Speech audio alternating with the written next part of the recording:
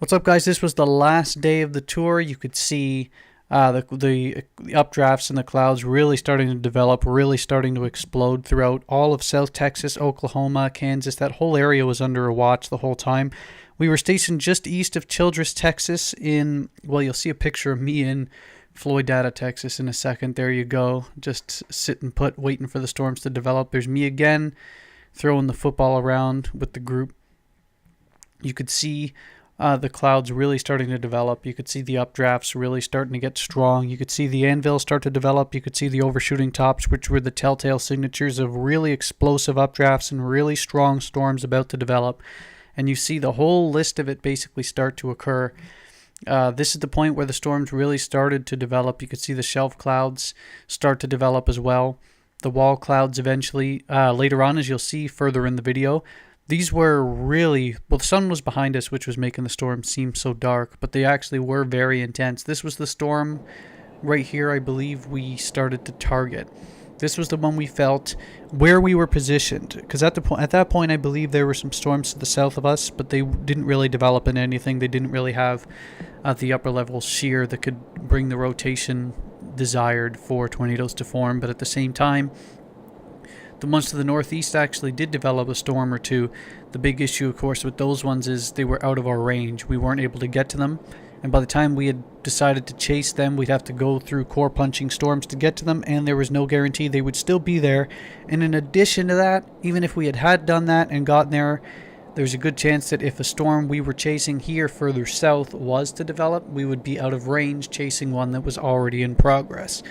So what we did was we decided to stay south. We basically picked this storm because it was showing all the telltale signs of rotation. It was showing hook echo signatures, and Greg, our meteorologist, was telling us at the time too that it was starting to get that trough move in at the same time as it actually had upper level shear.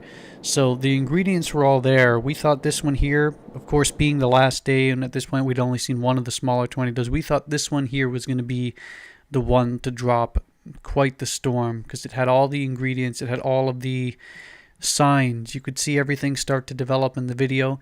You could see there a bit of a wall cloud. There was rotation associated with this storm.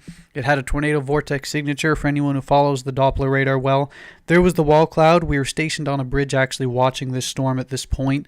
You could see the wall cloud really start to develop. You could see the spin in the storm.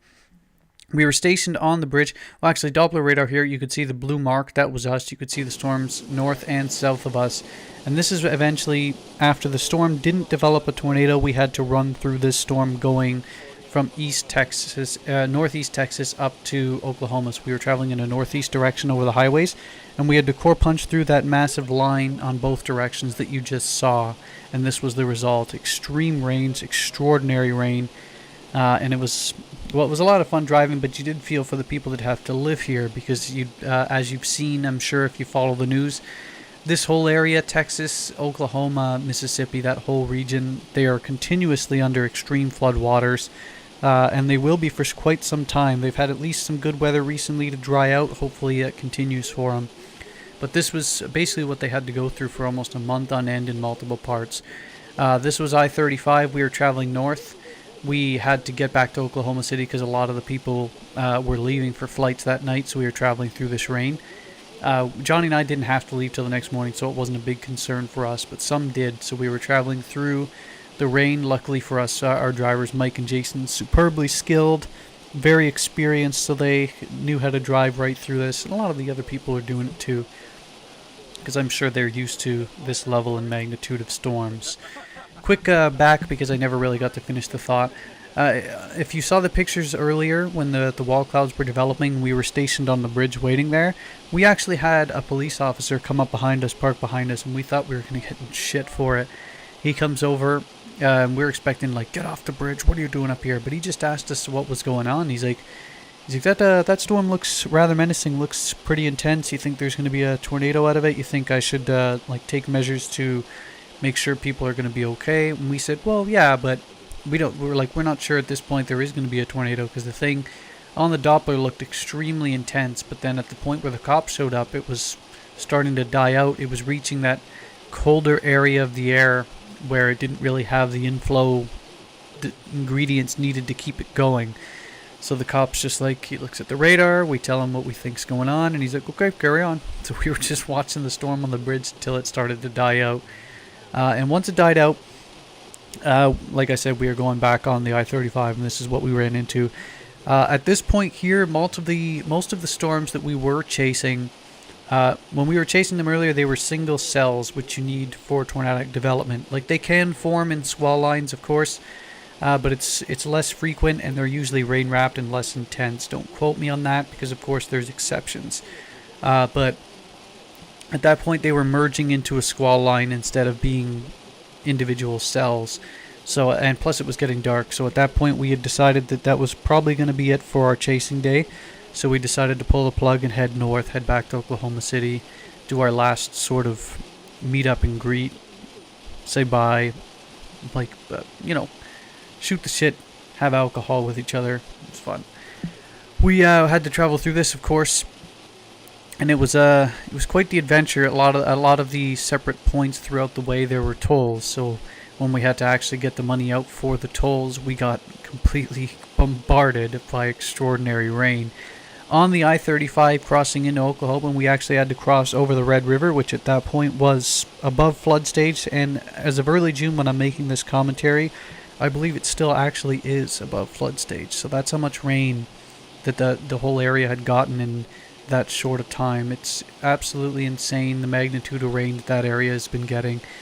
But at the time, it was quite above flood stage. It was very intense, very above flood stage.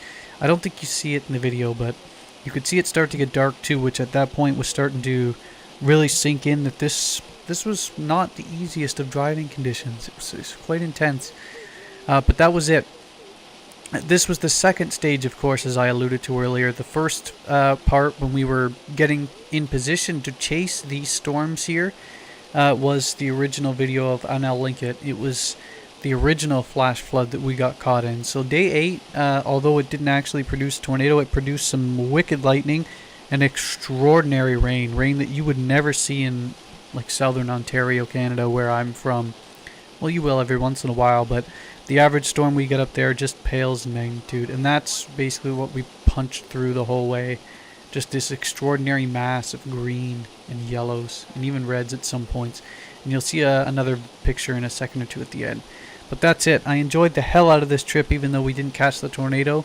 Well, we caught a little mini one, but we didn't catch any significant ones. But I'll be probably back next year in pursuit of my passion to continue the process. Have a good one.